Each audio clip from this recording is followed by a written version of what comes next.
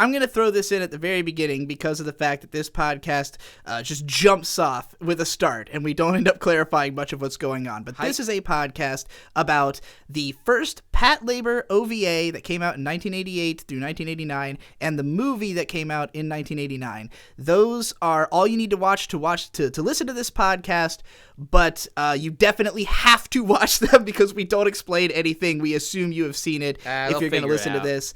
And this podcast is to launch a new perspective series going forward of just watching classics and binging classics. We started with something that would be easy so that people can just marathon it and then listen to this podcast. But the next one we're going to do, the next series we'll be starting will be Future Boy Conan. So if you're not interested in Patlabor, but you do want to know what we're going to do next, go check that out. I don't know when we're going to actually record for it, but we'll probably do the first half of the show. So just watch the first half in anticipation of us eventually making a thing about it. And we're joined on this episode by Hero, who has a video called Your Next Favorite Patlabor. If you need to have the franchise explained to you, if you want to know the timelines and all the crazy stuff, which you don't need to know to watch this OVA and movie and then listen to this podcast, but it's a great video. It explains everything about Patlabor and will sell you on it as it did us. So check all that out. Additionally, I have to note the fact that this is not being posted on the Content channel because the Content channel,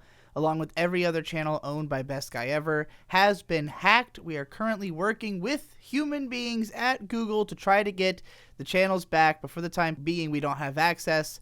Also, if you're trying to figure out where to watch these OVAs and movie, they do have official releases in the US. Some of the illegal streaming sites have the wrong subtitles, but you can easily find all of this on nya.si if you want to torrent. You can find it with the sub, dub, tons of different language tracks. So, do whatever you gotta do. And enjoy the podcast. Hey, everybody, you're listening once again to Content! Joining me, as always, of course, is Best Guy Ever. What's up? Oh, and I'm DigiBro. And we have a special guest today, Hero, formerly Hyperbit Hero. Yep. Say hello. How's it going, everybody? Good to be here. So I wanted to have you on this because you are a huge fan of Patlabor. Yep. And you recently had a video called Your Next Favorite Patlabor, which I think you spent something like a year making or more. I think I began writing that video in 2016. Jesus Christ. All right. So 4 years in the making. It just took me fucking forever to edit and write. Yeah. I know I've told you this before, but the Your Next Favorite series has been the most consistent, everything that you have recommended through it, I've been like, that looks fucking awesome.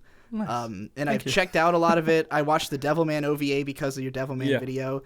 And now here we are watching Patlabor because I had watched the first 4 episodes of the TV show a few years back, and I was not as into the show. But here we watched the OVAs in the first movie, which are the first incarnation of Patlabor. And if you want, you could break down all the different incarnations, because I know that for people, I think one of the most daunting things for people to get into Patlabor is the labyrinthine construction of its continuity. I noticed that the movies and the manga and the show each have their own diverse timelines as I was perusing the wiki, which is interesting. And overly complex, but hey, what can you do? Yeah, I mean, it seems complex before you once you lay it out and visualize it, or once you've seen everything, you're like, oh yeah, that's easy, that makes sense. But so it's like one of those franchises that started where from the beginning they wanted to create a multimedia franchise, so the manga and the show started at the exact same time. It's kind of like really? Devilman, if you the origins of Devilman, they basically just Gonagai. Yeah, Gonagai basically just was like, oh yeah, there's a guy who transforms into a demon, and they're like, okay, yep, we'll make a show out of that. He's like, well, I'm gonna make a manga out of this though. It's like the stories are completely and they were very very different from one another. Yeah, they're completely different, but they were both conceptualized at the same time. So that's the way the manga is. So the manga is off doing its own thing. I forget how many volumes it is. I think it's 20 something volumes, but okay, a lot of I think that's right. Manga. Yeah, there's I think 2 major arcs in the manga, and one of them forms the main storyline of the television show. Like that's what that's based on. Okay. And then the other is about this like giant sea monster, which kind of got turned into the third movie, which we're not going to really talk about today. Okay. But so it's that really wasn't weird. the one sea monster episode that we saw in the Nope. show. That's just okay. Just check it. Yeah. There's actually like several sea monster episodes, even in the TV series. Amazing. It's really weird. Yeah, so because they don't talk about so it. you've got this. What we watched is just the 7-episode OVA that was from 1980, 89, I through believe. 9. Then the movie that came out in 89. By the way, blew my fucking mind. The movie came out like a month after the last episode of the OVA, so Must have obviously they been had working to on be them. in development at the same time. Yeah. You're talking about because the movie is. You're talking about episode 7. Yeah. From what I understand, like they like made the first 6, and then the 7th one was kind of like they had the movie in production, and the 7th one was like to promote the movie almost. So if you notice, like Okay. the 7th episode, the animation's like insane in that episode. Like it looks way better than the rest of the series. That's my personal favorite episode of the OVA. But I mean, it's hard for me to say something like, "Oh, episode 7 looked amazing," because the whole show I'm just jaw on the fucking floor. Like they don't make stuff like this anymore, you know? And for me, as somebody who keeps up with current anime, anytime I step back into the late 80s, it's just like, oh boy, they couldn't have known how good they had it, you know? Like this was not gonna last. That economic bubble was gonna burst. But yeah, this if you like your late 80s OVAs, well, you probably already know about Patlabor if you do, but if you don't, this was the era of like. And I would even say, if you look at the OVA versus the movie, you can see that, like, in the 80s, not only were OVAs just, like, these really beautiful, awesome, action-filled things with, which, by the way, the OVA is made by Studio Dean, who... Right. Who was badass at the time. I All saw through that the 80s and 90s, they did all critics always kinds of say, like, fucking... Team Headset or Team Headrest or something. Is that, like, the division of Studio Dean working on it or something? no, so it's Headgear. It's basically Headgear, like right. it's like a superstar team of creators who like came together to like create like an anime union, I guess. And they were like their whole thing was creating like high production value like ideas that they could go to different like animation studios with and stuff like that. So Headgear technically has made another series. I think it's called like Twilight Q or something, but it's pretty much Patlabor Twilight was Q like, also had its... Twilight Q is a 2-episode OVA that was supposed to be a Twilight Zone, like, but with anime. The second one is directed by Mamoru Oshii, who directed Patlabor, the OVA, and the first two films, and it's really good. And I think Mamoru Oshii is very important to talk about with this because of the fact that this whole like build a franchise to be expanded on thing. He does a lot of that. Like Blood the Last Vampire was created by him for the same reason, and even though he didn't direct it, he basically assembled a team at Production IG, and they kind of used it as a way of just like the original Blood the Last Vampire film.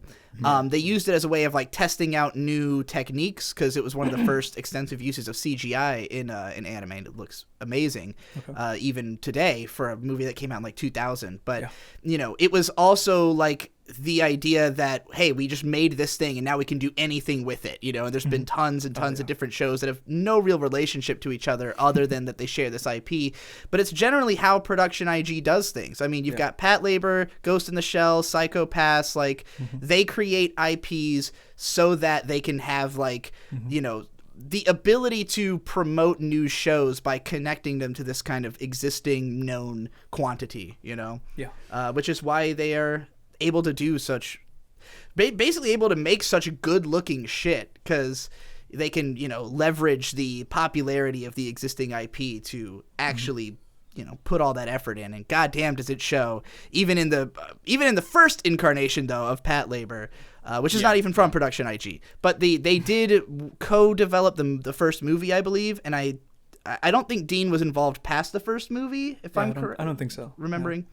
So, yeah, and Mamoru Oshii was working with Dean heavily in the 80s. He also did Angel's Egg with the studio shortly before this OVA. That was 85. Yeah, so, and he had, you know, Studio Dean's first major production job, I know all this just because I happen to be also planning to make a vlog about Studio Dean, but they first started with taking over Urusei Yatsura after episode 100, which Mamoru Oshii got his start directing on. So it's kind of like him and Dean both genesised out of Urusei Yatsura and did all kinds of interesting stuff in the 80s.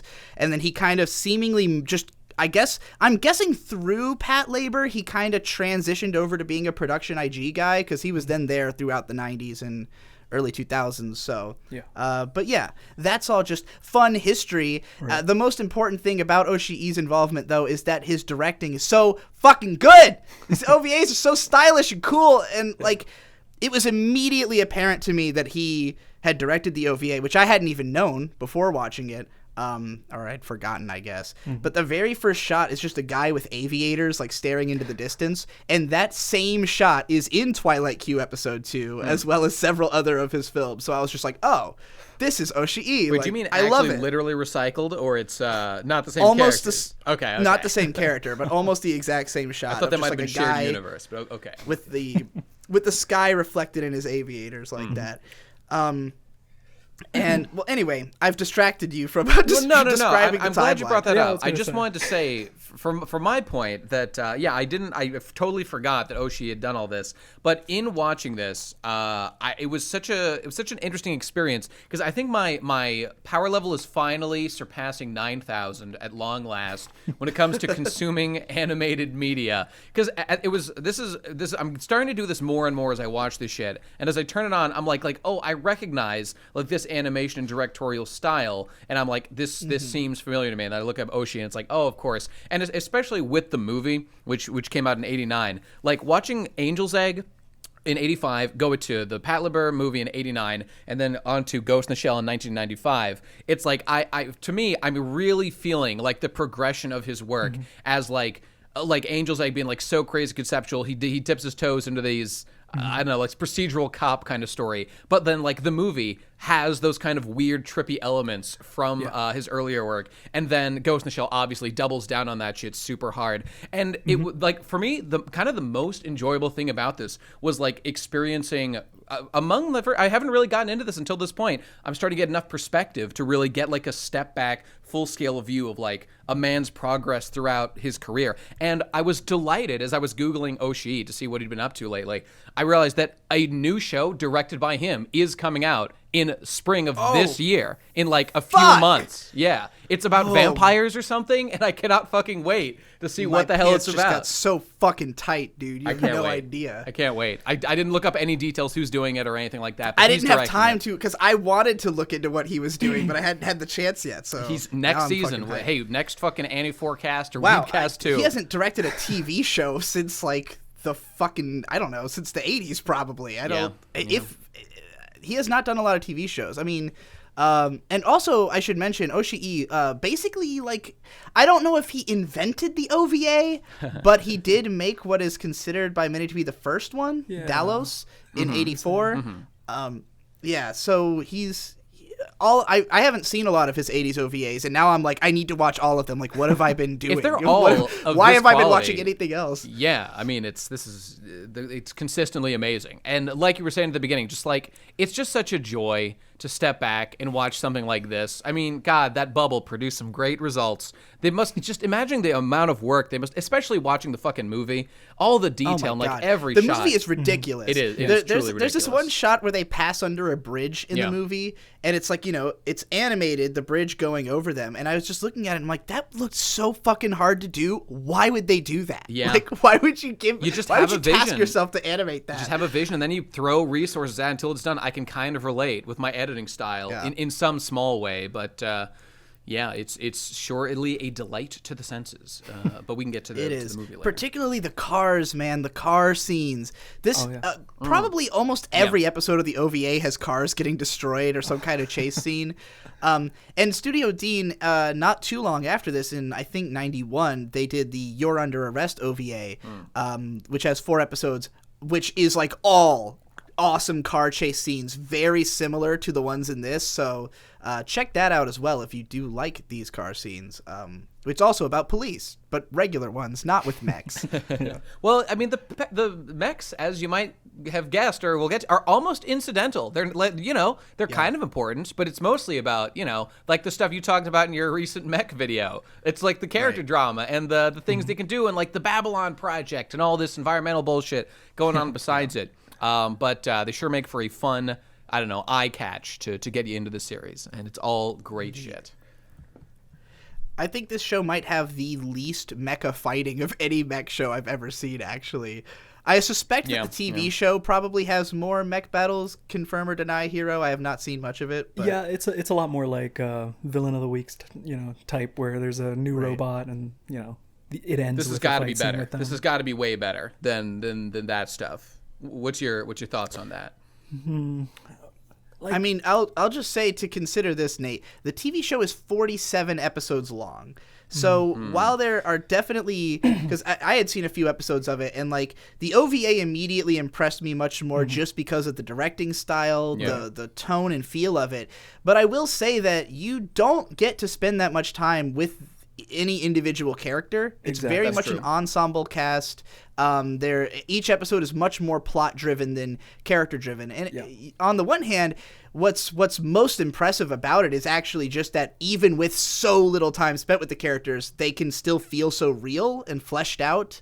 And I kept noticing that this show is so good at introducing characters. Like, when a character makes their first appearance, they just seem like the coolest fucking person in the world. Like, the very beginning, you've got the mechanic. Yeah. And he's just standing there with his aviators, giving this speech about how he's a gear and the borto guy. And I was like, I love this man immediately. And then, like, Kanuka, when she gets off the plane, and she's got the fucking sunglasses, and you're just like, oh, well, she's immediate waifu tier. Well, it was interesting seeing Kanuka's appearance. She's a Japanese descendant, grew up in Hawaii. Girl, it's literally my girlfriend. It's just the exact same. I thought you were going to say something about that. It had to be addressed. And she looks just like her. What can you say? But Kanuka's a badass. And then also I noted the scene when the terrorist who's in episodes 5 and 6, when he's introduced in the ramen shop, it's just such a memorable way to introduce him. He just like slurps the whole ramen at once and just like kind of looks to the side. Scenes like that, they have this. I noticed this in a lot in the show. Great, like, long pauses as characters look at each other. That, I mean, I guess they're like less extreme versions of like the famous Eva scene of just like holding before Shinji crushes whatever the fuck his name is. And they're done with, I don't know, because the whole show has such amazing production every other second. It's like, I know that they weren't just lazy. It's like, I actually like that a directorial decision was made to hold on a shot, and I have faith, and I don't need to think that like, oh, it's just due to budgetary constraints or something. They just hold on the shot. Mamoru Oshii. I mean, if you've watched any of his stuff, it's all very, very slowly paced. It's and I'll warn people, like, we're all like sucking this thing's dick right now, but this is very slow, and I don't suspect a lot of like really younger audiences. I know me as a kid would have been bored to fucking tears. I mean, by you're Patlabor. right. You just have to have literally no brain to not like love the experience of watching this. Well, I mean, which I suppose describes children. Fair enough. So. It's actually, I mean, honestly, it can be a little much to follow sometimes. Like, the show does not really repeat itself. It does not try to baby you through its information. Sometimes you even have to kind of read into scenes a little bit, where like something will happen and you don't nobody just explains it. You see it, and then you see the ramifications of it, and then you kind of think back and you're like, okay, that's what that was, That's true. That's kind of how it is with some comedy in it too. Like, I remember, I think it's episode 4 or 5, like one of the captains, Goto, like there's a part where he's on his phone in a car driving, and then like the scene ends with him with the camera just kind of zooming into like a billboard. And the next time you see him, he's like driving an ambulance, like he jacked the ambulance. Oh, that scene. That was a little confusing there. Yeah. You see his car you see a car on the ground, and they're like, oh, somebody fell off the bridge, and then we see. We also see him covered in bandages, so that's how I inferred. Oh, I see. because this was as part of he was trying to like escape from capture at that particular time. So I assume I had to kind of retroactively be like, okay, he must have crashed that to get rid of the car, or maybe he literally just lost track of what he was doing. That's also possible. Don't text and drive, kids. Stay focused when you're on the road. I think he just crashed because he's an idiot. Well, Jesus, and I love that he's characterized as like such an intellectual, like he's like the super spy guy, and then he just fucking crashes his car for no reason. There's even more to it though, because the scene where he crashes his car, I think the reason I didn't assume that was what was happening at first is because he's driving and he's trying to think of like what is the connection between these two places, and the billboard he crashes into is for a cruise ship between those two places. Right. So it seems like the scene is just he sees the billboard and it clicks, but he actually drove through the billboard, as revealed. That's a bit of a dense joke. Very dense. I guess it makes sense. By the way, while we're talking about moments like this, I think the biggest big question mark over my head was in episode 7, where the whole narrative happens where they meet like the second thief who stole the truck, and he actually wasn't like an evil guy, part of the resistance, and he saves now and whatnot. But at the end, like we just kind of cut from like him saving our characters to like a woman and a child in bed, and it's like, hooray, you're okay. And I was just wondering what like. Okay, so at the start of the episode, the guy is on the phone, and then he like freaks out and he steals the truck. So the reason he had stolen the truck is because his wife is in labor unexpectedly. So he stole the truck to try to get to her as fast as possible. Yeah. And so at the end, he's with her. I tried to pay attention too. This is not. I'm not pulling the digibro right now. It was hard, dude. I mean, I'm lucky I watched it with May, and she's better at paying attention than I am. So anytime I was a little confused, we could fill in the gaps for each other. That makes sense. So I was wondering, like, how is this going to redeem a guy who just decided to steal a truck, but he did it to get to his wife and child? Okay, fair enough. But see, that's what this show. It did not revisit those details at all in like the final scene. It expected you to like have gathered that from the beginning, which is fine. I just thought it would have been restated or something. But I mean, it was still very entertaining. So it was all good stuff. It's definitely. I would definitely call this a high intellect show, and I don't mean that as in like, I'm so cool because I can understand Patlabor. I just mean like you gotta fucking pay attention. Like it will be hard to follow, and it will be boring if you're only waiting for like action scenes. Like the movie in particular. I guess we're just talking about all of this at once at the same time, not really in any order. But since we've blasted off, we're 20 minutes in already. I feel like we just started recording, and I didn't even establish anything. But the movie is probably one of the least dramatic films I have ever seen. Like, I don't know. The ending gets pretty fucking intense with the very end, though. Like the last 10 minutes has like a pretty intense stuff, but like throughout it. There's lots of like reveals and stuff, but it's like very procedural. It's very dry, and it almost feels like the story is over until we find out about the fact that the arc can be used as the ultimate weapon. Like before we learn that detail, it seems like we've already opened and shut this case, and we're just kind of like, wow, we just basically watched police do good work, I guess, for a movie. I mean, that's basically what Ghost in the Shell is too, and I, obviously, a big fan of that as well. In fact, I was gonna say that just like that's the series that feels the most close. Really, sure, it's got cyborgs. It's just a police procedural with a specific type of crime. That's basically exactly what this is, and also we don't really get to know the characters that well. Even less so in this. At least Motoko, we kind of spend some time with in like the manga and know her backstory. We don't spend like any time with most of our characters here. We just see them like at their job doing good police work, god damn it. And then of course there's I forget his name. Yet, I feel though as though the details we do learn tell us like all we really need to know. Like for sure. You got the married guy who's just kind of a simp, and when you meet his wife, it's perfect. Ota, who I suspect is meant to be an otaku, and that's why they named him that, because he's like this gun and idol nut. Yeah, exactly. Like he's like a fire-branded. Think about Otaku no Video. Have you seen that? Actually, no. I'll take your word. Think about Gainax. I have that downloaded. I was planning on watching it soon. Oh, you should. You'll like it. Yeah. It came out just a year after this movie, in fact. But I mean, how about like the really big guy who was like, he's like the driver of the truck that ports the laborers around, and like the only bit is one of the episodes, like episode 5 or 6 or whatever, when the team's getting back together for the big mission. He just has his little scene. This was like the best scene he had, where he's in Okinawa and he just says like he's just giving rights to his father and says goodbye to his mother because he's got a job to do. Damn it! What a wonderful little moment for that character. It was great. It's great. Yeah. just a big stoic softie. I don't even know his name. I mean, most of their names. I think it's his name was Hiromi-chan. Yeah.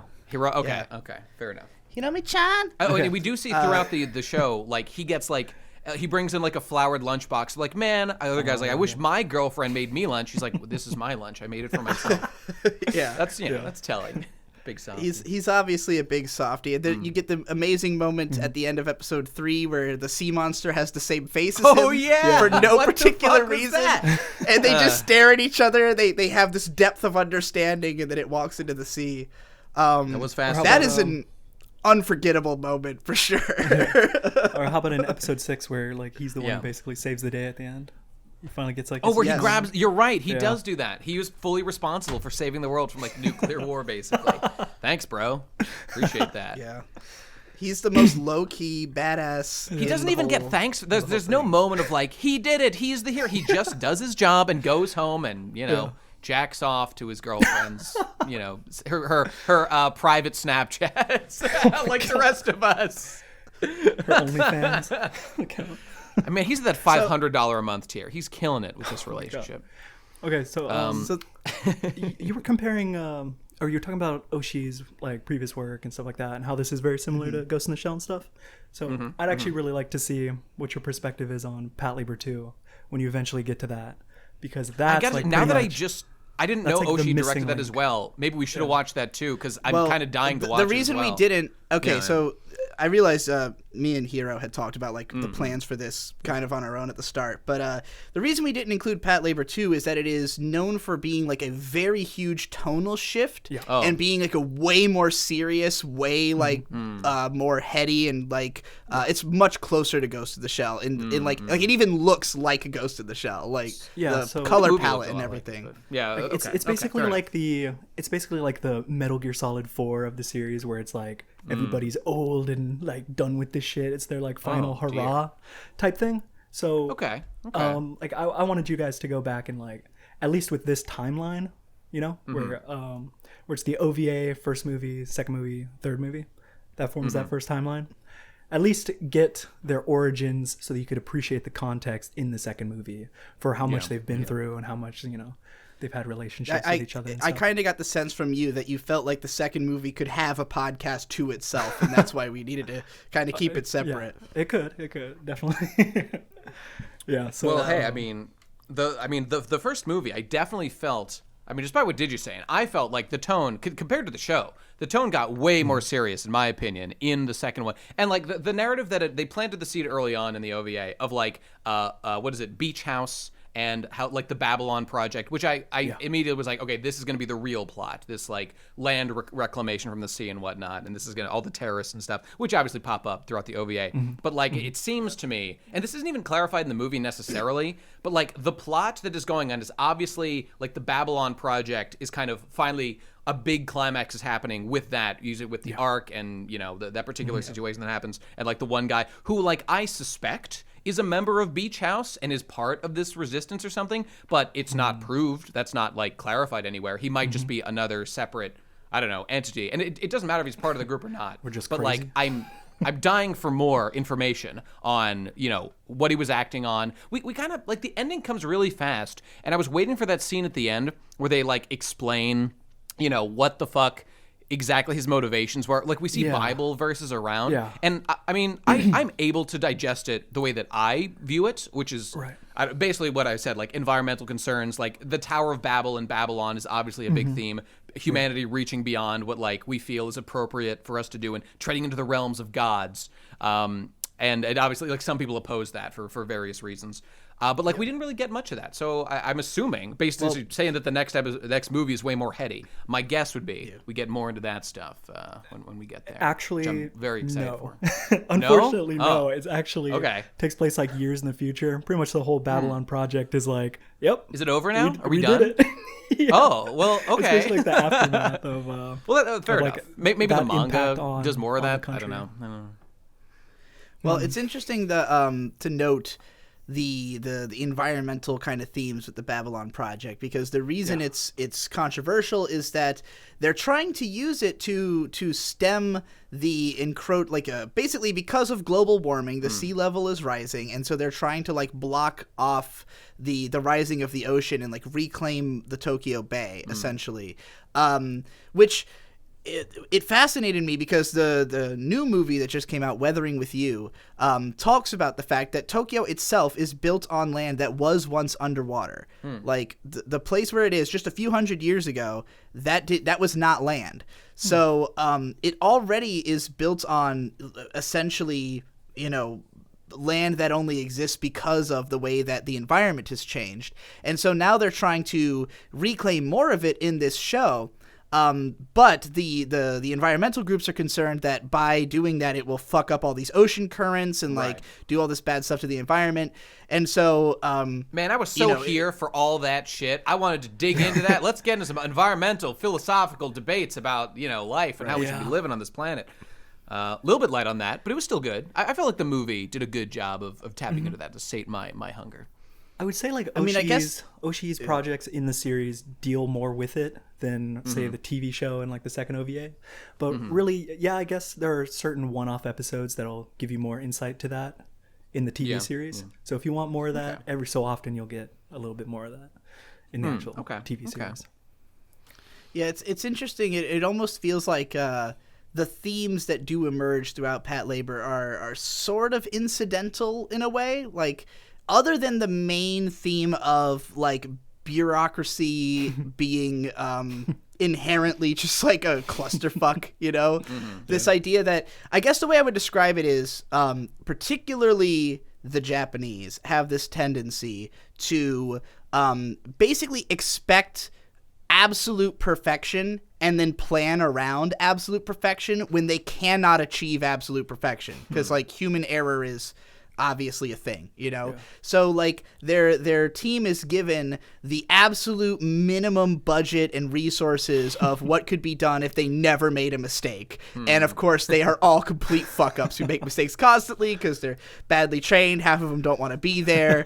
I mean the feel of the show from episode 1 for me, and I mean I absolutely fucking love it when I detect that like a show has take the first scene where we've got like the head chief mechanic is waiting for his Patlabor to arrive, or his labor, whatever. I think these terms are relatively interchangeable. He's waiting for like the new shipment to arrive, and he's waiting out all day, and I'm just looking at like the environment he's in. And it's like these large, flat, like grasslands, basically, which seem to be on like the outskirts of the city, and they're right in front of the water. Like, and we and then later that episode or the next episode, they bring up like, all the land we're on right now was under the sea. It's been reclaimed, blah blah blah. Various projects we're doing. This is like the main thing that we're dealing with environmentally. Like all that, like from like frame number 1. Everything that's happening is literally resting on like the baseline story of like land reclamation and like the Babylon project. Like without that land where our events take place would not exist. It would not be there. So very literally, it's the case. And so as a result, like our fun characters, like our playful, labor pilot who calls her robot Alphonse, Noah, who's adorable, and like Asuna Shinonome, who's like the president of the CEO of the company that makes the things. Oh, what a wacky cast, and all the other guys. Like all their fun is wonderful, and I love experiencing it. But for me, it's like the chessboard has been like wonderfully crafted. There's so much thought that's put into the game, and now we're kind of just watching like the pieces that happen to be there playing out on this stage. But I just feel like so much thought and preparation was put into this setting with it doesn't even really matter what pieces are there. Let me just say this. Yeah. Great original anime always comes from extensive preparation work. No doubt. It's less to do with how beautiful, how much work you put into actually animating it. It's like how much thought did you put into it beforehand. I always think of Imaishi talking about how Gurren Lagann was like 4 years of pre-production and 1 year of actual production. They just wanted to get everything right. And this show the labors themselves, the designs are so intricate. There's so many details of how the guns come out of their body. My favorite detail. Those are great. My favorite detail is how the joints are clearly why are they wrinkly? It's because clearly they have cloth covering up individual joints, because obviously that could be a safety hazard. So they put cloth over, and I'm like, that's so fucking smart. Someone gave a shit about designing these mechs, because they're used among civilians. There's people around. These are police. They're not military necessarily. Fantastic. Beautiful. They're a perfect. Because when I think about what might have been the thought process behind the idea of Patlabor coming together, it's okay, we want to make a show where it's police mechs, and then somebody said, all right, what would that actually realistically amount to? Because obviously mecha are retarded. They're a stupid idea. 90% of the mech sense. usage is literally carting them around, which they all complain about what a fucking hassle it is, because it is a huge hassle. Exactly. It's so great. Logistical details. And half the cast is legitimately just for logistics and nothing else. Yeah. I love it. And I fucking love it. So you look at the mech and you think, okay, well that it looks completely realistic. It looks functional. Yeah. But it also looks awesome. It looks really cool. It's one of the cooler mech designs in my opinion. And I really think it says something about the way that the police kind of are, this fixation on having the big cool thing instead of fixing the systemic issues in the actual police force. Well, and I'm thinking about the American police, right, where we have literally military vehicles and meanwhile our people are so shittily trained that civilians get gunned down all the time. Bro, so it's how about, I think it was the start of episode 2 where I'm oh no, they did it, and Noah's like, guys, they just installed the thrust propulsor and the wings on my Patlabor. I'm so excited. Here I go flying in the sky. And then it's a dream. It's a dream. Everyone's like, you fucking retard. Obviously, we can't make them fly. That's 5 years or 10 years away technologically. But then, oh my God, what a fucking enjoyable thing that later in the episode, through this stupid ass, I absolutely loved it, but through this convoluted sequence of a blimp flying overhead, they lower cables and they grab onto the thing. They make the flying actually happen, but in practical terms that actually make sense. Oh my God! Yes, practical is a strong word. Yes. Just to get what a satisfying fucking arc. I start the episode pissed off that they're going to be too unrealistic and bullshit. They immediately get rid of that, but then it happens anyway through reasonable terms. 10 out of 10. I called that was a dream. I figured I was this I is didn't a dream. know. This I didn't know. Can't be real. Too early for me to judge. She grabs a blimp just to be carried 20 feet to the other side of it.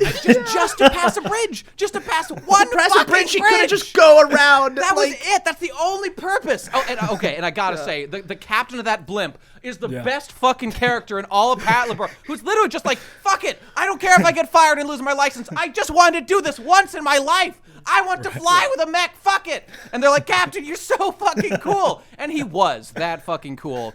Holy shit. Okay, I guess to put on my criticism, it was a little unrealistic that a captain would throw away his license just to do one cool thing. But fuck that. It was the coolest thing I've ever seen. We have to address, he was helping the police. That's right. Patlabor is ultimately, especially the OVA, it is a comedy. Yeah. And it's really nobody dies. Yeah. The stakes are never particularly high. Mass destruction happens and is kind of shrugged off. We don't usually see the consequences of it. But it's just really interesting that it feels so grounded. The type of things that are happening are not that dissimilar from other shows that deal with I'm thinking Dirty Pair or in fact You're Under Arrest, which are also about supposed police or bounty hunters who end up causing more damage than good.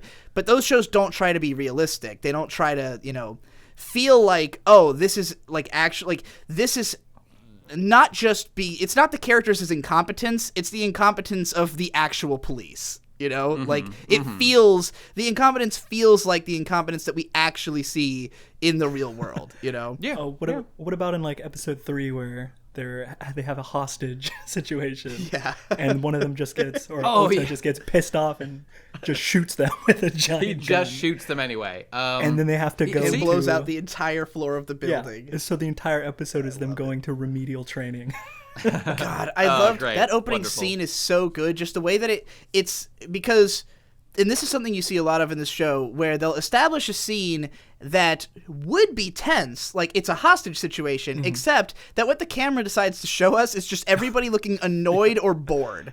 Like, everybody's just like, oh, God, like, this is not going to end well. Like, why is this happening? Super hot. And like, that guy's personality is such a known quantity that, like, we could all see this coming a mile away because he just always blows up and fucks up, like, delicate. And in the movie, there's a moment where they're like, hey, there's, like, a rescue operation. Ota is too fucking gun crazy and Do stuff. not send that Please guy. go do this now instead. Am I saying, is it now or am I fucking that up? It's now, right? Noah? Noah. You're right. Okay, I'm switching the vowels. That's right. Noah.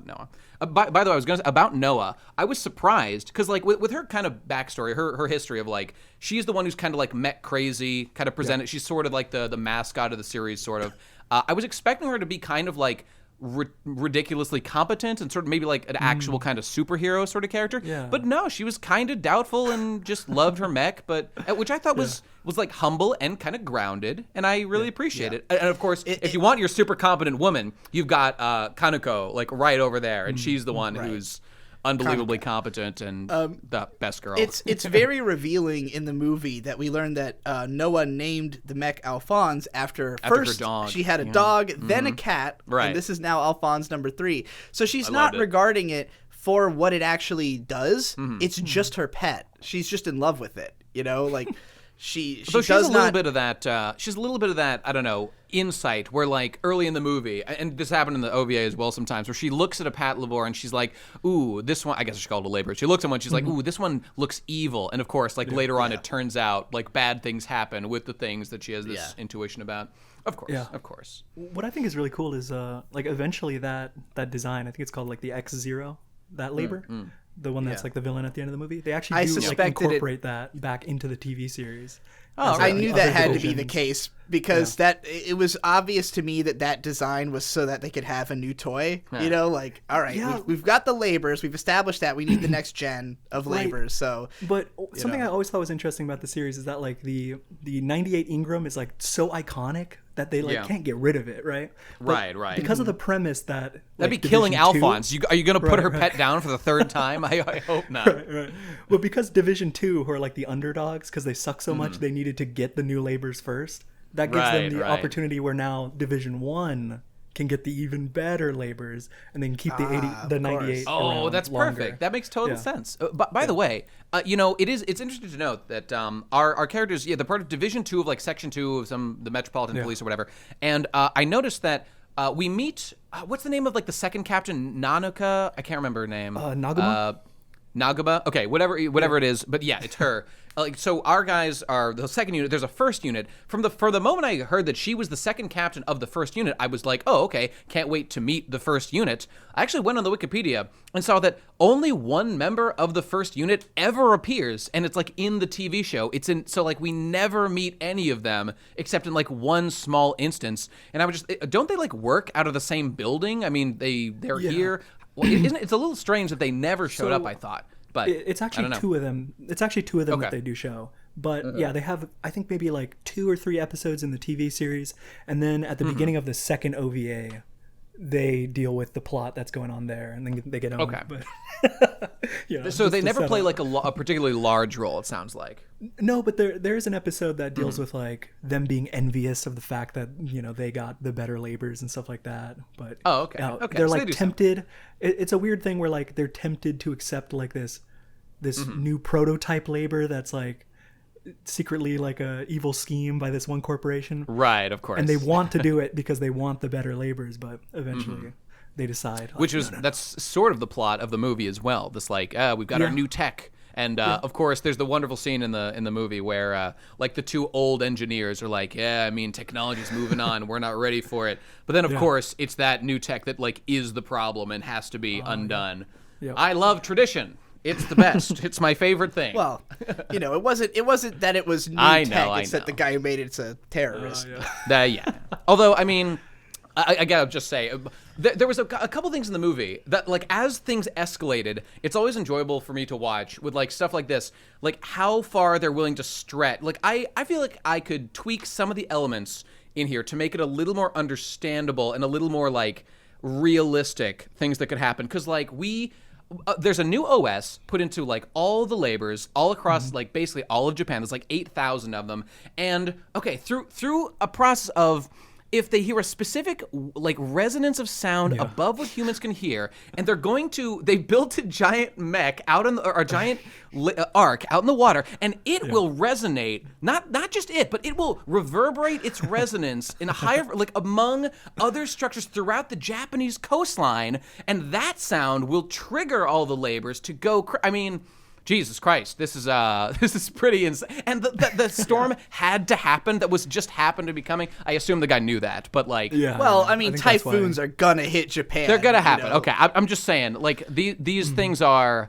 The other crazy element here is that, as this is directly lampshaded by the characters in the story, or, like, the top engineer guy, that the entire world basically was like, oh, there's a new OS, we are all going to install it, even though, like, no one's tested it before in everything, including nuclear fucking reactors, and we don't need any testing, and one guy wrote it and no one knows what's in it, no problem, we're gonna do it anyway. They implied that they had extensively tested it, just that he had, like, controlled stuff. the testing or something to make sure they didn't get, or at least that his stuff was just buried so deep in there they wouldn't be able to find it. It's just that he never released the source code, so I'm willing to stomach that. Perhaps my curiosity would have been satisfied a little bit if they pointed to those details a little bit more as to why no one was able to find it out beforehand. But, I mean, it is all feasible. I think it had to do with, the one guy's dad who owns the SHI company, who I believe they were the ones who had released the OS, because I'm trying to, and here, I don't know if you've seen this movie more than once, so you can correct me if I'm fucking up any details here.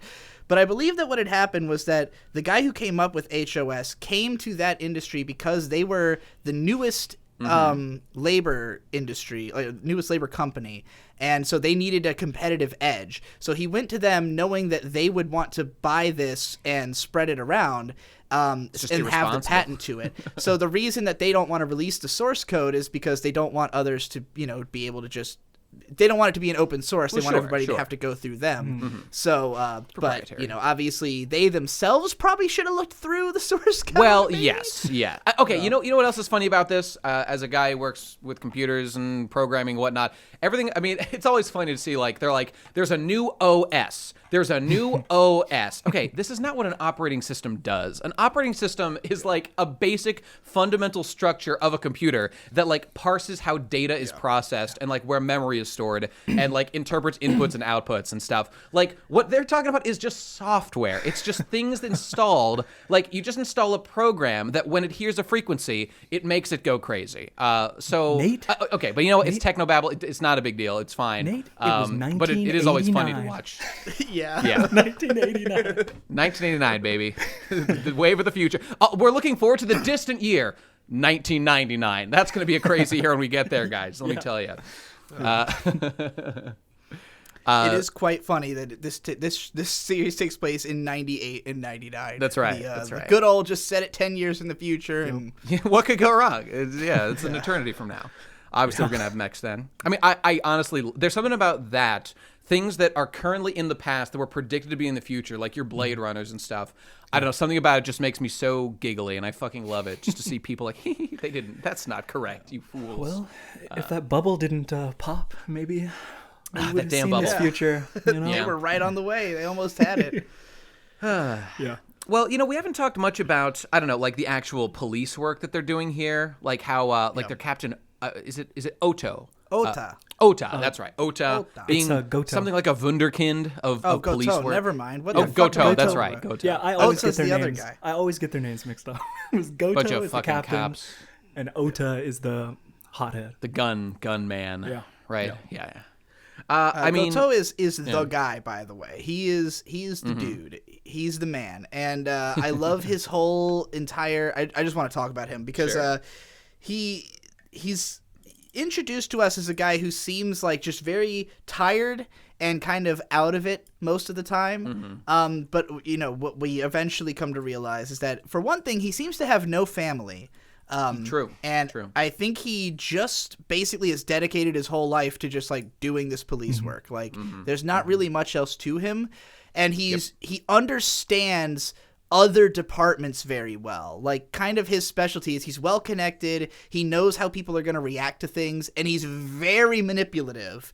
Very true. To an extent that he's kind of a bastard. Like he keeps everything close to the chest. He openly lies to people. Like his ridiculous shenanigans, planning this entire like murder story, accidental death when they're at the training camp, just to teach them that like be careful with guns, was like the overarching message of the entire thing. It was wonderful. In the movie, he heavily manipulates Noah and what's the main Asuna. He hehavily manipulates them to do his bidding by just concealing information. It's not even necessary. He's just an asshole. I mean, I guess it helps, but he's a string puller. Yeah.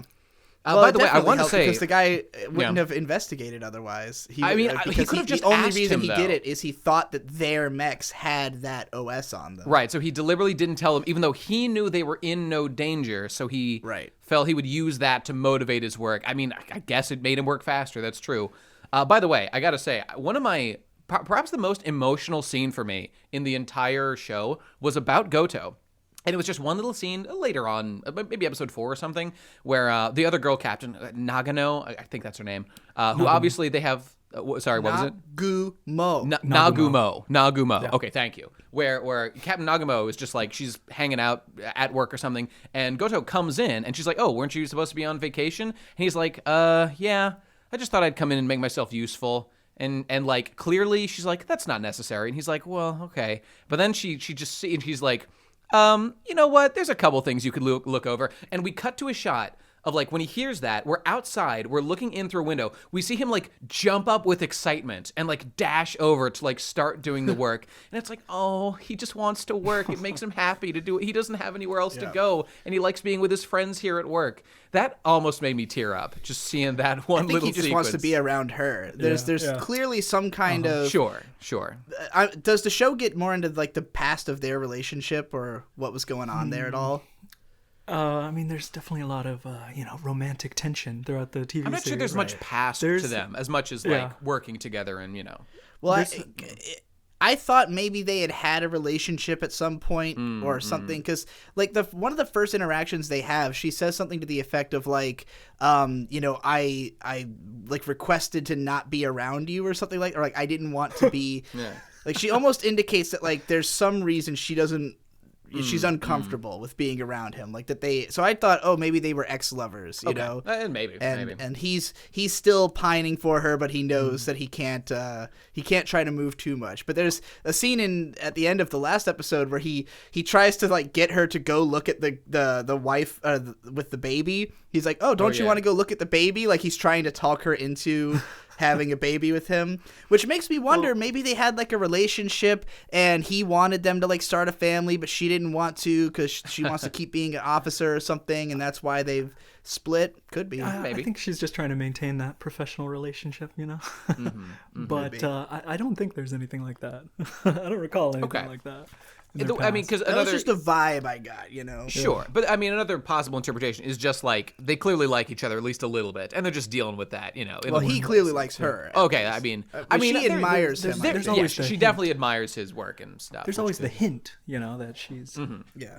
Well, how about the scene? I mean, just aesthetically. I mean, we could talk endlessly about amazing scenes. I believe episode 5 or something, where he comes to like he asks her just to meet him in private because like there's corruption and things are going down, and so he meets her at her house and she comes out in like her plain clothes and just it's raining outside, but that they kind of have like a little intimate. It's about work, but obviously this is more of an intimate setting in like the car, and it's raining and cold outside and they're warm in there, and then they step out and then it turns to snow, and all of a sudden it becomes this beautiful, magical, snowy environment outside. I mean, moments like that are just I just like to just look at this show when it's doing stuff like that. It's so I should post it for you guys. I made endless screen caps of like a million beautiful landscapes. Oh, just send them all to me, and I'll just play them one after another. That is a great idea. I will do that.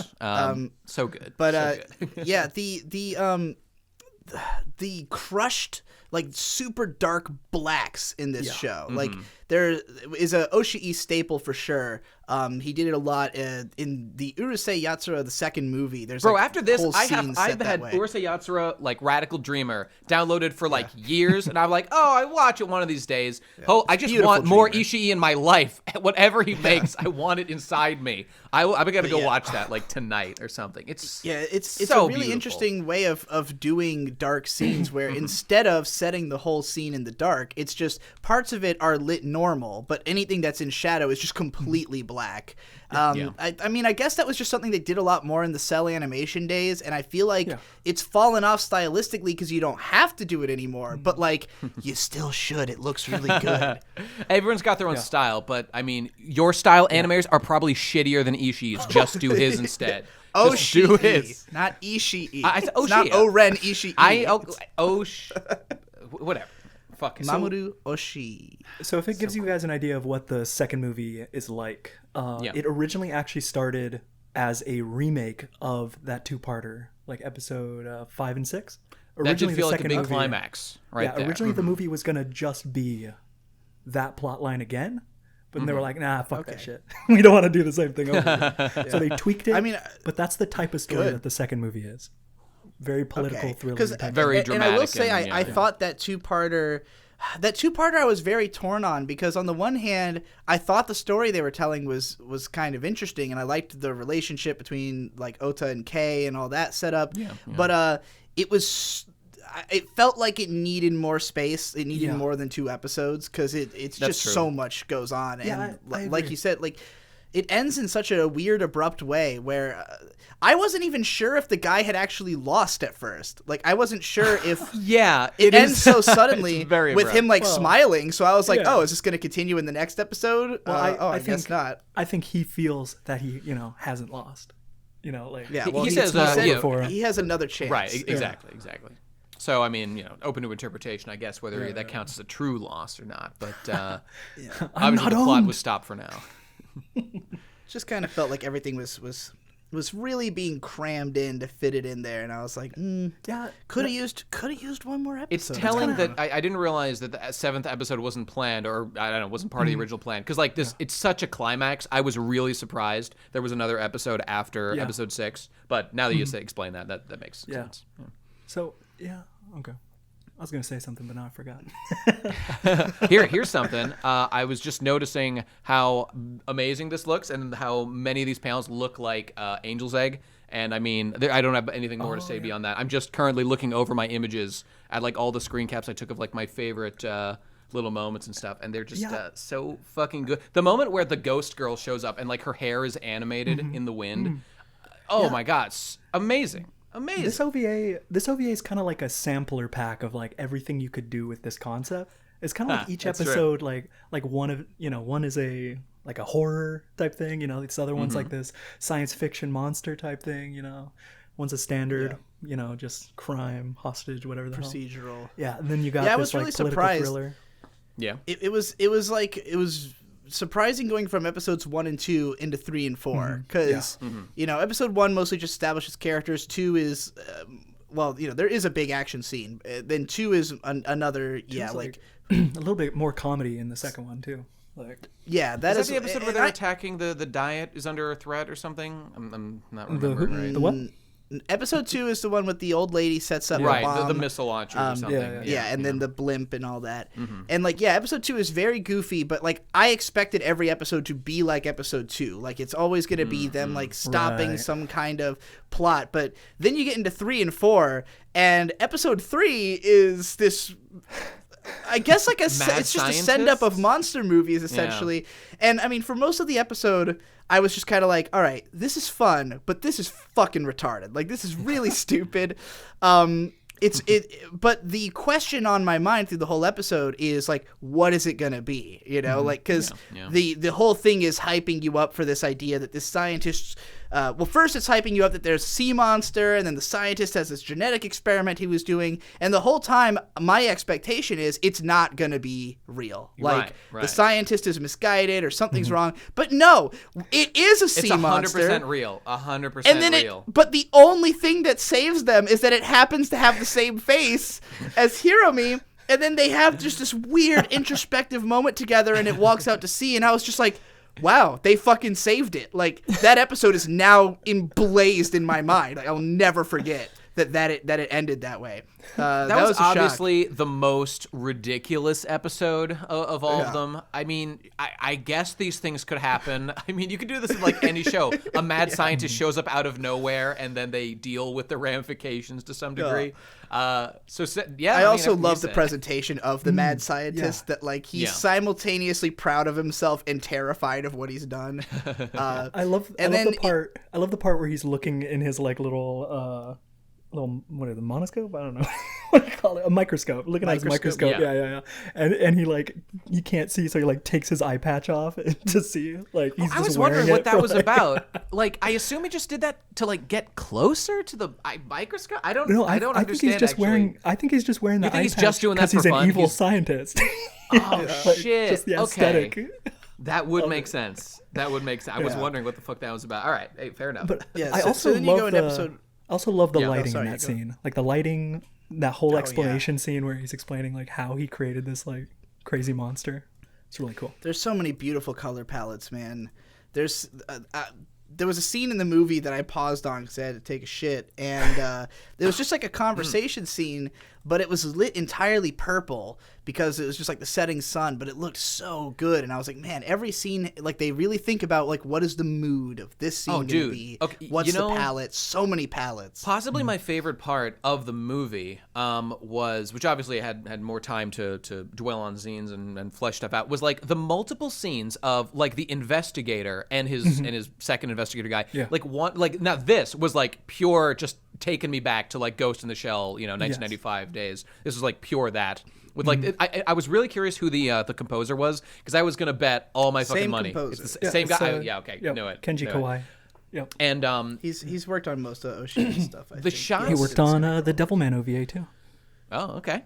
Well, the shots of him wandering around with that guy, which is just like that understated like bongo drum and like I don't know steel drum or something going on with like these slow, no talking, just like looking at these like wrecked environments. Which at first I was like, what are these guys doing? What's going on? And we learned that they're exploring like the old residences of the scientist in question that they're trying to track down and whatnot. And like, I mean, here, just, some of these images I got, like this one shot from inside the perspective of like an old lady's shop looking out at our investigators, all black, just with the wind. I mean, in a way, this kind of reminds me of the Motoko framed by light as she sits up in the, that famous shot and whatnot. Right. But like so many of these shots were just wonderful to look at the whole time. And here's another one of just like the skylines. And this really ties into like the first shot from episode 1 or whatever. And all these scenes of just these wide expanses of land. Obviously, like this is land that hasn't had time to been repurposed yet. I mean, obviously these wrecked areas are a little different, but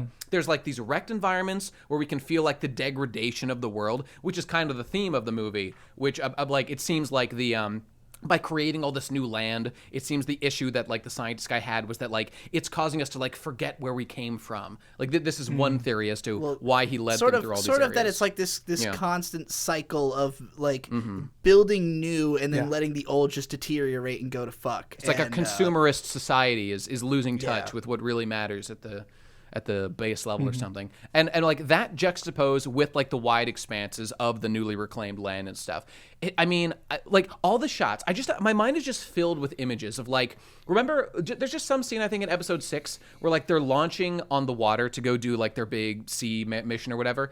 Or maybe it's fucking in the movie or something. But we see like all the unnamed miscellaneous engineers who we don't really know, like running along the pier, all individual, like beautifully animated as like they're launching marching, and we just like the ocean waves are crashing, and like our guys are just getting ready for battle. Like this hype music is kicking in, but like all these factors come together to just make it such an enjoyable thing to just consume through the animation and all these factors together. Man, it was just such a good time.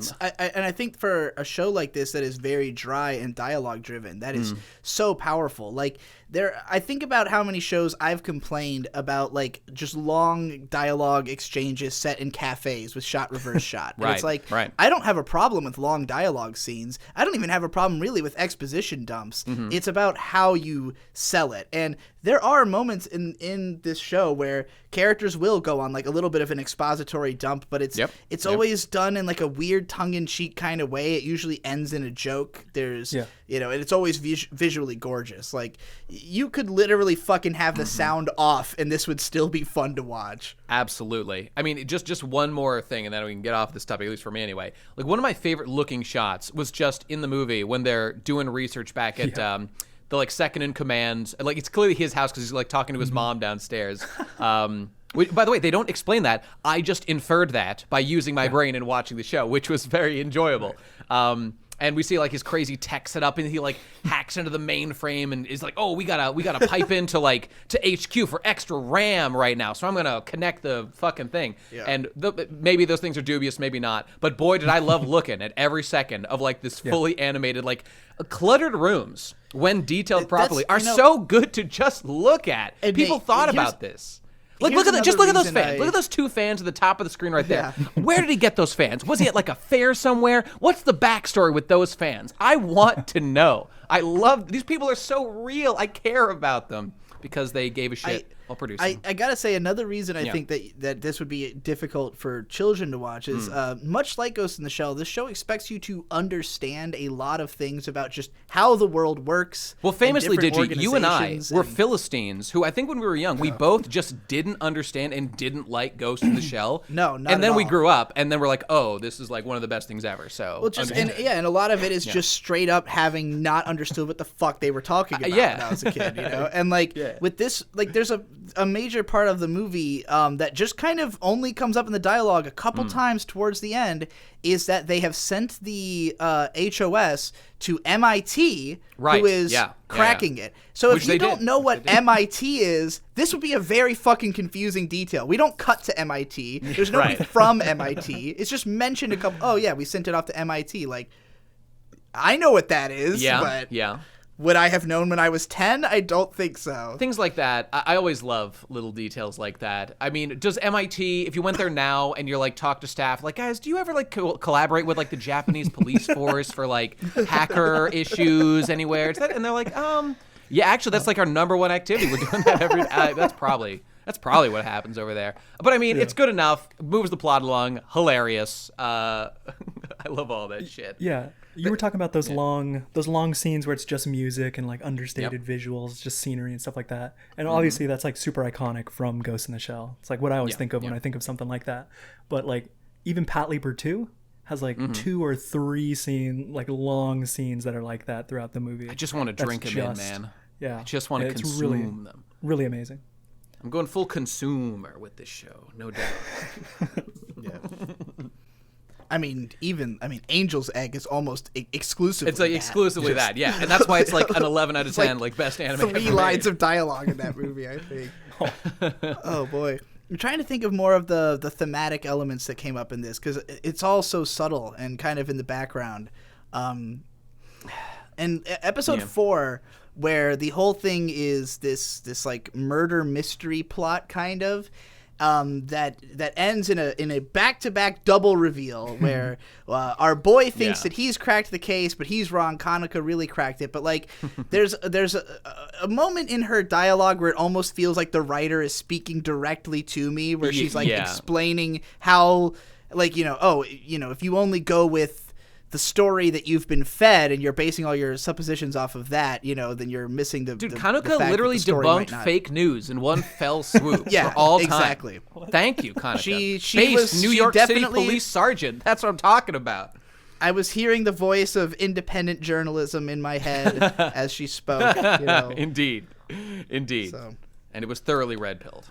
Keep it up, Kanaka. And once again, that was a scene that kind of like that episode is mostly feels like very goofy and kind of just like a comedy episode. But then when you get that speech at the end, it gets the noggin jogging. The show, even at its most ridiculous, always has something to take away from it. And honestly, going with the narrative, I mean, of course, when you hear about like this mystery stuff, I was like, oh, okay, obviously this is all going to be fake. But the show, it succeeded fully, at least for me, of like by giving enough of a misdirect. And I didn't really believe the first guy, but it was the specific details of like the fact that like paint blood was in the thing. And then it's like, oh, okay, it's obviously fake blood. That's got to be fake. But then like the backstory that was concocted explained specifically why it would be like paint blood and not real, because that's like what would be in the bullet that was shot according to the story. But you have to think larger about like the information you're also not being given. And it was actually kind of a mind expanding moment when they're like, okay, bro, you're literally being manipulated by selective information. So, you gotta think like my instincts at first were, this is obviously bullshit. By being fed little bits of information, it convinced me that instinct was wrong. And then it revealed that no, actually, Nate, obviously your instincts were right all along. So there's something informational or valuable to be learned from that, I think. And it was a great episode. I did not expect all those twists and turns. Agreed. What can you say? What was your favorite episode, Nate? Favorite episode? God, maybe episode 1. Because I have just such like positive memories. Okay, I'm not gonna lie. The movie was by far my favorite thing, obviously. But like, for different reasons. It's almost the length of the entire OVA. Yeah. So it's true. It's true. I guess I like. I don't. I haven't had a ton of time to like digest and really weigh all the pros and cons of all the episodes. But I have such a positive. Like my expectations are always so low going into a new show, and to like see that episode 1. Maybe it's episode 2. Honestly, it might be episode 2. I don't know. I don't fucking know. But every episode at least met or exceeded my expectations. Okay, I guess my least favorite episode is probably the sea monster one because it was so retarded and I didn't like that's the one where I like, okay, because that happens, this is why I could be convinced that ghosts would exist in this universe because they do stuff like that in one episode. It's a bruh moment for me, but I mean, obviously still hilarious. Played for laughs, it works for me. There's probably not the 2-parters though. There's definitely an episode in the TV series where there legitimately are ghosts. They're legit. Okay, well, great. And in the manga, because that's borrowed from the manga. It was in the manga too. Oh, you know what? I was going to ask that question before. I don't think we've said the name of the manga guy, or maybe we did at the beginning. I was curious, since you said it was all made at once. Does he actually like deserve credit for like concocting the whole story, or was it like a larger corporate job to come up with the whole premise, and that guy was just the one tasked with making the manga? Do you know the distinction I'm making there? Well, I believe they're all part of Headgear, so like I think it was like a group effort. Okay. Everybody conceptualized it together. About that. I'm thinking it's Headgear. Just in concept, reminds me of like Bae Papas, the group that made Revolutionary Girl Utena, where like everybody credits it to being Ikuhara because he's the director and he had like the main. I guess people see it as he had the main ideas, but it was a 5-man group. It was called Bae Papas. They made the show together. You know, so I have to imagine that this case was similar. Like it wasn't just Oshii or just somebody else. It's anybody who was in Headgear probably had a lot to do with it. I imagine that the story was designed in countless meetings, I mean, I was going to say, as somebody who has countless meetings about various bullshit for the various projects he's involved with, doing online shit, I find that stuff so fascinating, and I would love to like get a breakdown. Maybe there's like interviews or something somewhere about on all projects like this, but since this is the one before us, I'll tell you, there is a lot of info about this movie and OVA, because not only is there a director commentary of the OVA, which fucking just a warning, if you're gonna watch this, you should probably torrent it. I'll I'm gonna have to add like a bit at the beginning of this podcast to explain a bunch of shit because people don't know like which one we're talking about or something, and just where to get it. Because it was a little hard to get. I don't know about the OVA, but the movie has been out in the U.S. forever. I happen to have just been gifted. Well, not gifted, but Econ left his collection at my house. Oh, okay. And he has the movie as a box set that comes with a huge book that has like interviews and all kinds of information and all the storyboards. So just Oshii's storyboards for the movie. There's a booklet of all the storyboards. And there's a second bonus disc making of the movie, as well as commentary. So yeah, any questions we have about its production are probably answered somewhere. Fantastic. Unfortunately, I did not have time to watch all that before we did this, but this is a casual podcast, so Right. I didn't want to hold myself to too high of a standard here. I don't know, Hiro, have you seen any of that background production stuff? Well, the only versions of the show that I own are like 3 different incarnations of the Laserdiscs that exist for like all the movies and, all the TV series. So I can't actually. Do you have a Laserdisc player? I do. Yeah. Nice. Oh my God. I can't actually understand it, but there's an entire disc that's a documentary on the production of like the first and second movie. Things like that. I assume no subtitles. I don't know how Laserdisc works, but yeah. There aren't subtitles on this one specifically, but for example, I have a Japanese box set of Ghost in the Shell, and it actually does have English subtitles and the English dub. You can like switch between it. It's kind of cool. Awesome. Fantastic. But yeah, so what I was going to warn people about is when I initially was just going to, because I'm a scrub and I don't like to wait for downloads, I was just going to watch this on streams. Oh, no. But the sites that had the OVA, instead of the subtitle track, was the subtitle track of the fucking commentary. So you're probably going to want to download this bad boy. What the fuck? Because the streams do not have the correct subtitle track. Very annoying. But yeah, it's very easily findable with on director's commentary on specifically. I would fucking love that shit. I never go and watch director's commentary. I need to start fucking doing that. That's like where all the cool shit is. Yeah. Yeah. Watching director commentary on Fooly Cooley expanded my understanding of that show considerably. So I would definitely say it's a good way to go. But yeah, I'm trying to think of what my favorite episode was, because I really loved the first 2. 3 and 4 I enjoyed. Like 3 I definitely was like, okay, this is kind of stupid until the ending. Yeah. Is an iconic 4 I enjoyed, but and 5 and 6 were cool. 7 is the most just fun individual episode. I know of just you said that's your crazy favorite. car chases and fucking. Yeah, that one's my favorite. Yeah. That one's just like gorgeous animation wise, in my opinion. Well, and the fact that the episode essentially ends with a 100% believable scene, in universe at least, of a mecha clotheslining another mech in order to win the fight. And it's drawn as one big, harmony spread with all the cherry blossoms flying by and everything. It's beautiful. It almost feels like the whole show existed for that moment. Just... Also, the fact that that's where we learn that the mechs have police stun batons. Yeah. Right. Why? Right. Why would they need a stun baton? I guess those are probably anti-labor batons, because Also- in the movie we see him may- use it and it stuns another guy, but then he revives. They use the May shit out we of those also in the TV mention? series. May we also mention that the guns are revolvers? Oh my god! Oh, that was six-shot like revolvers. Like my favorite part of the movie. One of them was when Noah, Jesus Christ, when Noah is like, she's on her way up to go to the do the thing, she's doing plot things, and like she's fighting off a bunch of laborers and stuff, and she stops and she gets out of her mech because the revolver has spent all its 6 bullets. Oh, yeah, she yeah. Physically, as a human being, is unloading with her tiny body the giant revolver shells and putting in new ones. That, for some reason, that was just like my favorite thing, to see that done manually by a human being. Because we always see like the little engineer guys running around holding bullets and stuff. Actually, the first time I saw them like wheeling out just a giant revolver, like relative to human size, I was like, that's gotta be the most efficient design of a weapon of all time. There can be no doubt.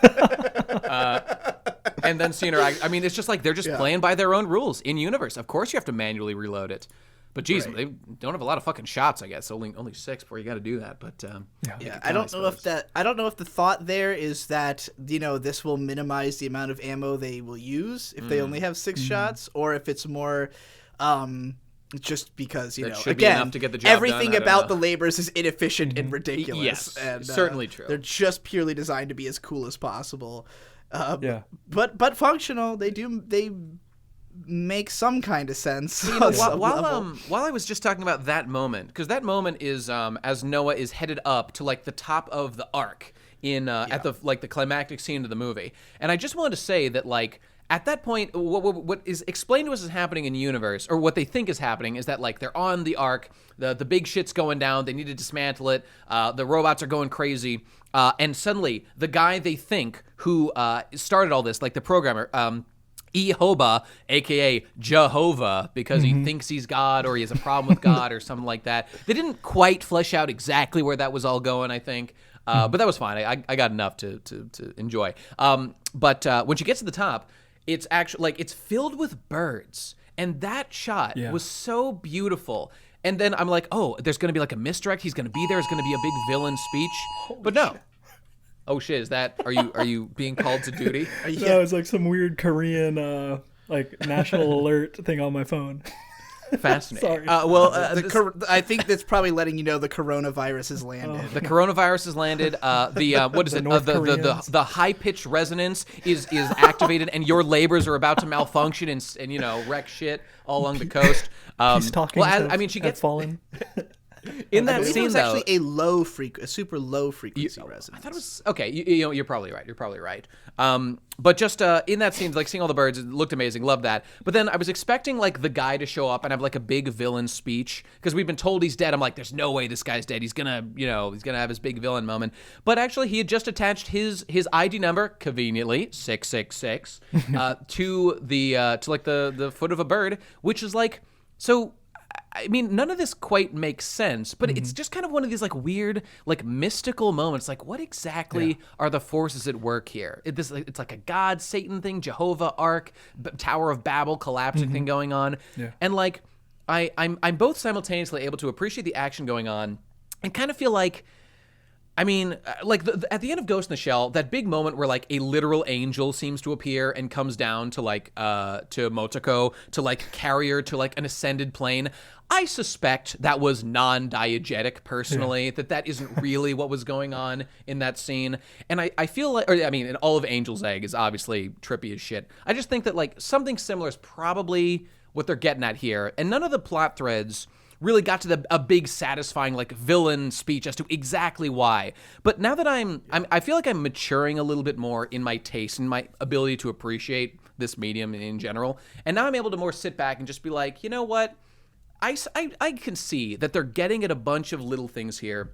They don't spell out every little bit for us, but I just really enjoy seeing all the pieces coming together at moments like that, even if it doesn't have like some grand meaning. I mean, what grand meaning is Mamoru Oshii gonna make that like the philosophers of the ancient world haven't like made 1,000 years ago? He's I'll point out as well, I mean, you made a whole analysis of Angel's Egg, which came out just a few years earlier, and how it is very much about religious loss of faith is the main thing. Yeah, loss of faith. Yeah. So I wouldn't be surprised if some of the religious imagery in this movie came from a similar kind of perspective or something. Yeah, that's true. I'm curious if anyone else is credited with writing or if it's all Oshii. I'm wondering about, because the villain in this movie,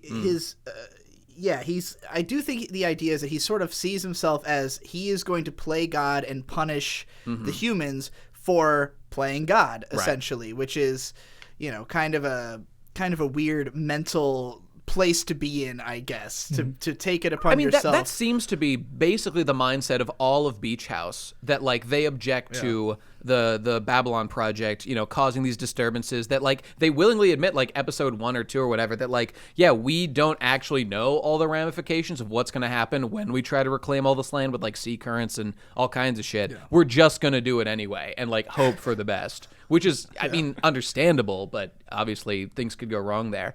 And I mean, I actually, you know what? This reminds me of something else, Gigi. It's that, you don't remember when we were doing Babylon, which I will probably finish whenever that comes out in like February or something.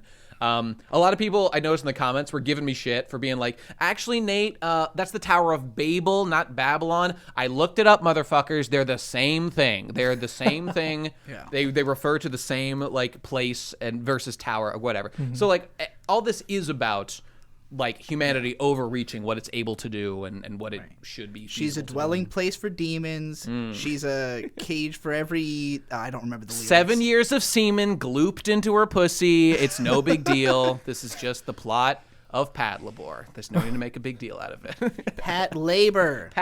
Right. It is. We have to we have to end the Patlabor meme, and I know it's partly my fault because I've been pronouncing it wrong forever. But as soon as I watch if it you stands watch for any patrol incarnation, labor. That's what it stands for. Labor patrol. Even if you you look at the Japanese, it is pato-reiba. I saw that. There's clearly an R-E kana in there, so it's clearly reiba. So it should be reiba. Pat labor is definitely more correct. That's what that's what the emperor would want you to say if he was here. It's just funny because I started saying it Pat labor, and people were like, "Oh, are you sure that's the right way to say it?" And I'm like, "The answer is yes. The answer is yes." If you watch the show, the first thing they say is in the late 90s, patrol and labor fuse into Pat labor. It's the very first dialogue. So. Anybody saying Patlabor probably hasn't watched it. It is incorrect. It is incorrect. I mean, you know what? I felt embarrassed because as I was going into this, I'm like, oh God, I watched all this. I still don't know if the machines are actually called Patlabors or labors or what the difference is. But I did look it up, and it seems that I think the machines generically they're all labors. But if you like the specific police ones and other specific versions are the patrol labor units. So, Indeed. That's just the job they're doing. They're doing labor patrol with their labors. Okay. See, they never once refer to the mechs ever. I don't think as Patlabors. Oh God, I'm fucking doing it again. I know. It's hard, man. The virus is in my brain. It's just labor. They're doing work. They're lifting things. They only say labor in the show. It's fascinating. Hey, did this ever get a Western release? Did this ever get dubbed or anything? Yes. It did. Is it good? Is it quality? I mean, the version I downloaded has the dub on it. By default. And oh, good. Right. I had to change it every single fucking time. God wants. And I heard just a little bit of it, and it's a dub. Yeah. I mean, it's what you expect. I would not recommend it. I never would. So Goto is voiced by Roger Craig Smith, apparently. The dude who plays Chris Redfield. Chris Redfield from Resident sick. Evil. Sonic the Hedgehog. All right. It's not that good. So just going by that, it's probably a dub that people who like dubs will be okay with. Sure. I can't tell the difference. People tell me, "Oh, this is a good dub." I can't tell the difference. If I hear it, it's they all sound like shit. Apparently, none of them are. Apparently, there's a British dub, two different ones. Fascinating. So, amazing. Fascinating. Go watch that one instead. I don't know if every incarnation of the franchise had a Western release, but the OVA in this movie certainly do. In the second movie, well, they probably all do because Patlabor was fairly popular in the '90s. It was even in the West. I don't know if it was popular before Ghost in the Shell, but it seems like there are some pretty sizable. I mean, that again. I have the one Econ, the box set he gave me it's American. It's it's an English release. Yeah, I'm pretty sure it's all out here. But just the fact that there even is a whole box set for one movie is an indication it's been fairly successful over the years. That's definitely true, and I would love to see the stuff in there. But I guess I'm getting kind of to the end of what I have to say. We could spend all day on the specific details. I mean, I give this a big old 2 thumbs up. Watch this fucking show. It's better than the trash you're watching this season. I guarantee it. I mean, it's probably no Oshigabudokan destroying our society and corrupting our children. But aside from that, your time would be well served watching this show. And I personally am dying to go watch the next movie because I want that crazy Oshi shit to see what he's got up his sleeve next. Mm-hmm. I have to ask Hiro, what do you think are the do you think this is the best part of Patlabor, or do you think what's your favorite incarnation of it? Yeah, see, I kind of see the OVA as just a sampler of what the concept could be. So I do think the first movie, is probably my personal favorite, but collectively, some of the all the most iconic, memorable moments I feel are from the TV series and the second OVA. I was gonna say about that, we were saying how dense this was, how many ideas there went into it. My biggest gripe is if this was all the Patlabor that existed and this was all I had seen, I would think things like man, it's so weird we never see Shinonome Asuma's dad because he's so discussed many times, but I would bet he comes up in the show and is a pretty important character at least at some point. Surprisingly, no. I'm pretty Does sure he you ever never see appear him. ever? Pretty sure you never at see any him. What the fuck? Why do they? Well, what the fuck then? I guess this is just a retarded piece of shit series with no redeeming qualities. That is strange. The impression, the sort of impression I have, because if having seen just the first few episodes of the show, episode 1 much more establishes Noah as like the main character, because she did not really feel that way in this. It's actually kind of baffling because the OP is only her. She's they just picked the cute girl character and they who run appears. with it. And the OP, by the way, is delightful. I fucking love the OP. But Noah is. I would say there is no character who's more important than any other, and really the most fleshed out is probably Goto or the guy. Whose name I can Asuma. But I mean, he seemed like the main character, especially the movie. He was basically the main character of the movie, more or less.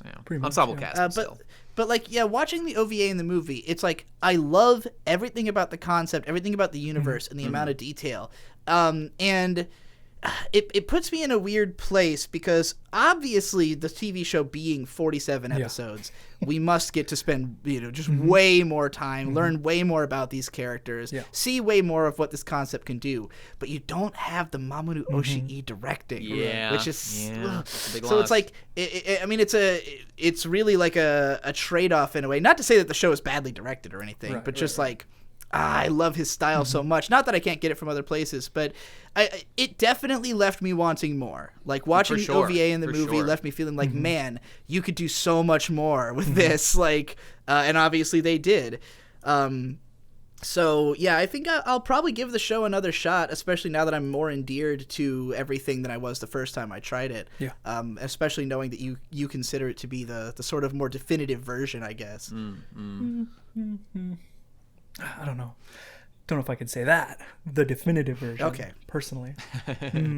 Well, I guess like none of them is truly definitive. I feel I go to I quote Masamune Shiro in the back of Ghost in the Shell Book 1, where he was like, he basically said, there is no definitive Ghost in the Shell. All of them are valid as their own thing. So. And that is a powerful quote. Definitely applies. When I think of Patlabor, like the best, like what sums up Patlabor, I definitely think of the first movie, though. I feel like every element that makes Patlabor good is like exemplified in this one.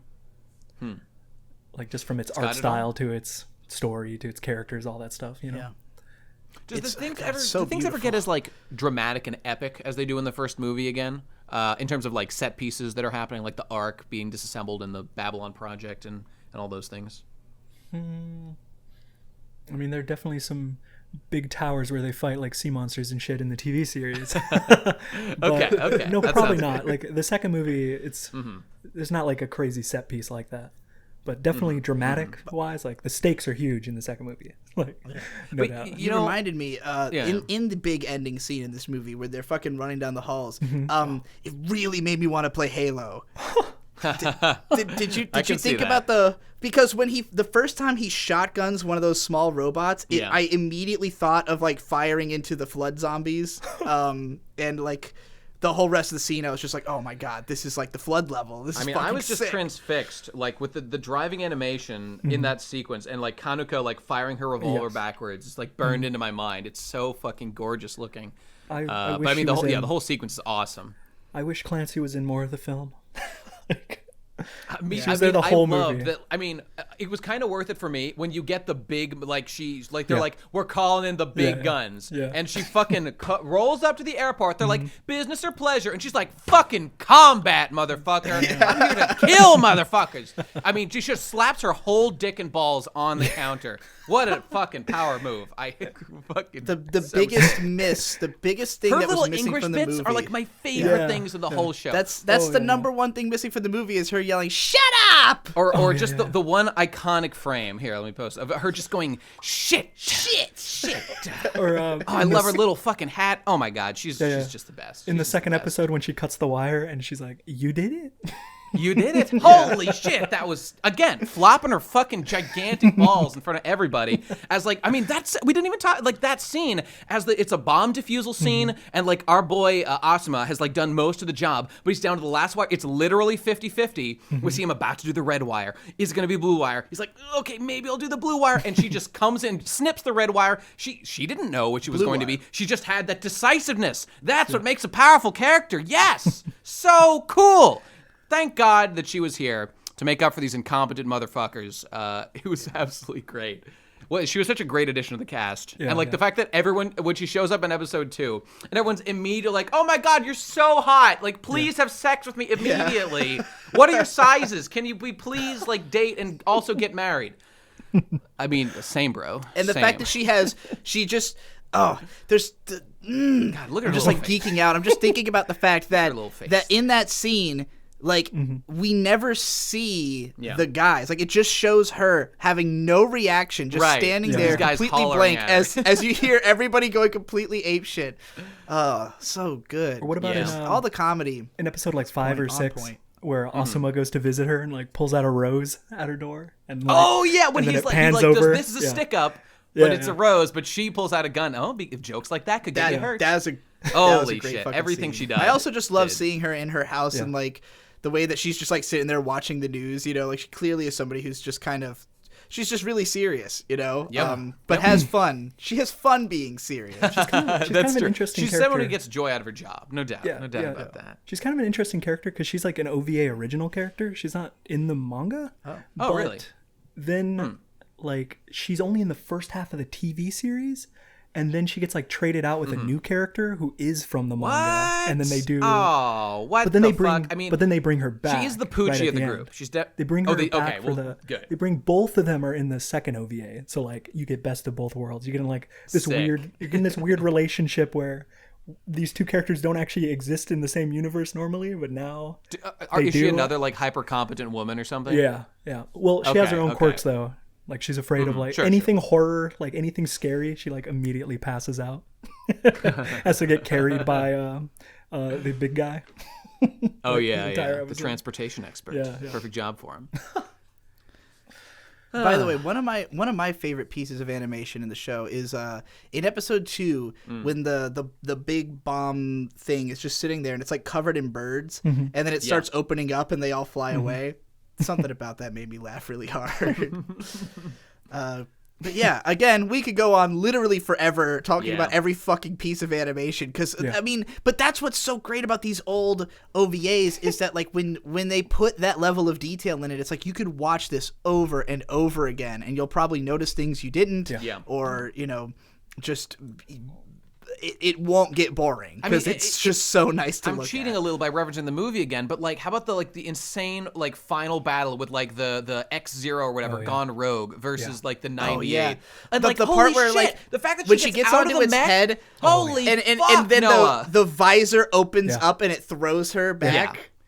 But like the practicality and like the set piece of like being hanging off the edge, like she wrapped a wire from Alphonse around the like the X-Zero or whatever, is hanging off. She gets out, climbs over it like in fucking Uncharted 2 at the very beginning of the game or whatever, and like unloads a million shotgun shells and like the control unit at the back of the head. And like I love that like they give us the detail. Like she specifically asked like, where's the control module, so that we know like what she's doing right now is for a specific purpose to like, you know, turn off like its RAM is active. There's a whole sequence like we've already pulled its CPU. It's operating just on RAM, so if you power it down, like it'll be shut down, which is logically that makes sense computer science wise. And then this whole grapple scene, she climbs up on him and blasts him. Oh my God, so I thought there was going to be a big dramatic moment where Alphonse falls into the seas tragically and she loses him, but no, it seems like he was saved, which is wonderful. And it's also but that scene was so amazing. Yeah, it's perfect that she has to take it down herself. Like she doesn't even. At the end of it, it's not her robot that takes down the other robot. It's about the human spirit, not the individual weapon that wins the day. That's what it's all about, baby. It's just the other weapon she used, a shotgun. Yep. So good. So incredible. I guess I'll just say that, like, this battle happens, like, after the entire arc had fallen. I mean, a little bit fucking ridiculous that every person survived when they were all on there. But, what can you do? It's fine. It's fine. I love that nobody ever dies in Patlabor. The only person who we even hear about having died is the guy from the movie. Who dies before the actual bad plot. Guy. Yeah. Right. Yeah, he dies before the movie even begins. So it's like it can maintain, even though the movie is way more serious in the show, it still has a light and kind of brisk atmosphere. There's still plenty of humor in it. The scene where Asuma is arguing with the like police chief guy, and their faces are all like warped, and then it like cuts to just their badges, their ranks, like just their ranks. Yeah. That's a very abstract scene, but I liked it. Or, there's another similar kind of face warping scene later on when, like, the Babel virus gets active or whatever, and we see the crazy... this is, like, the first trippy scene of the movie. That's freaked me out. Where, like, just the words are, like, projected on his face, like the word Babel. Yeah, that's just crazy. Very, very odd. I mean, it's almost... I'll say that it's, like, considering the level of, like, weirdness in moments like that, it's almost like the plot, like, wasn't keeping pace with like how freaked out I felt by like animating that way. I was like expecting like more bad things to happen because of how like uniquely horrifying some of the scenes like those were. But like, I mean, that's just an expectation being set, probably based on like my experience of like Angel's Egg and other Oshii works and stuff. Right. But I mean, I loved all those scenes. It got me so spooked. And then when the plot resolved relatively happily, I was like, oh Jesus, thank God. Did not see that one coming, but glad to get out of here with all our boys intact. All right. So yeah. Does anybody have like parting thoughts or anything else you want to say? I don't know if you want me to actually go through the timelines because I know I never actually. No, don't bother. I'm gonna. All right, here we'll do this. And there you go. That'll go at the start. Thank you. Okay, sick. All right, parting thoughts. All right, now, I'll just restate what I said before. This was great. Highly recommended. I think, okay, it's true. If your brain hasn't developed enough, which I don't hold against you, if your brain has not developed enough to appreciate, something like Ghost in the Shell standalone complex that a lot of people tried and had difficulty with when they were young or whatever, then maybe don't watch it. I'd say if you're 18 or older, you should have no problem watching this if you pay a little bit of attention and just drink it in, boys. Just I will say though, like do not watch this if you're just expecting mecha action or just fun hijinks. Not these OVA or movie. It's funny. It's entertaining, but it's entertaining in a way that is not like very immediate. You definitely have to really think about what you're watching. This show isn't like Ghost in the Shell, where like that has like weird concepts that are kind of hard to understand. I mean, there's a little bit, not really though. And like if you're not paying attention, you'll be like, "What? The puppeteer? AI? What? Ascending to another level of consciousness? Like what?" But this show is just like, there's going to be destruction, so we better stop the bad guy. For the most part. So, like, you don't need to, like, have your head to the fucking, books to understand all this. But you do need to be somebody who can enjoy a show that's primary driving force is the comedy inherent in how wacky bureaucracy is and how the world is, low-key really dumb. And, like... Are there people who don't have that ability? Are there people who don't?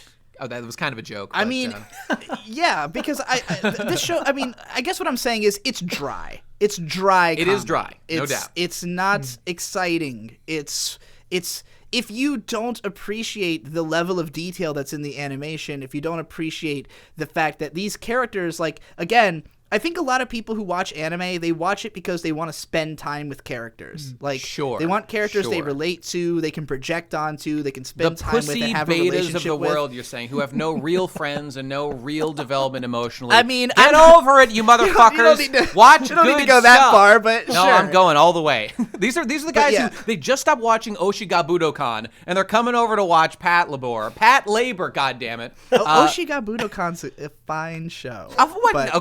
Yeah, that's gonna lead to the downfall of society. Gonna fucking collapse. Collapse. But yeah, if you want to watch anime because you want to like love, I mean, I thought these characters were great and lovable in their own right, but you're not going to get like big emotional character scenes where there's interpersonal drama or like these like super feelsy moments. It's a dry comedic very wry take on society, and True. You know, it's more about what it does to your brain. It tickles you. It makes you think a little bit. To that end, yeah. you know, I'm an aged, elderly, decrepit gentleman now. I developed a wide palette of like food. For example, one thing I love sharp-ass cheddar. I love super fucking sharp cheese, man. So when I see sharp cheese, I just think, that's delicious. That's obviously the best thing in the world. I want it. And this show is like a really sharp cheddar.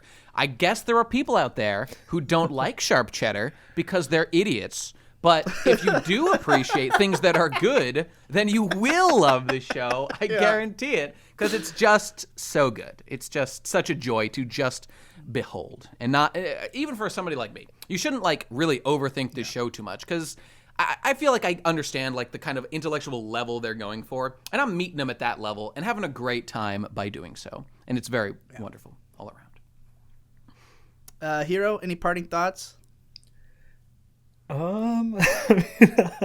Nothing that I haven't already said in my video, I guess. Go OVA, watch that video, people, if you haven't watched it yet, and subscribe to Hero's channel, because your videos are good. They are. And, Thank you. No doubt about it. They're currently coming out at a rate of about one a year, but almost Hey, two, but you know be what? some They'll for the be next time one comes out. almost slow every 2 years, and maybe. steady. But yeah, That's about Final Fantasy release date levels. yeah. The OVA Oh, and was it movie 2 are years like, between the Devilman and that video? I think it's like Holy a year and a half. Yeah.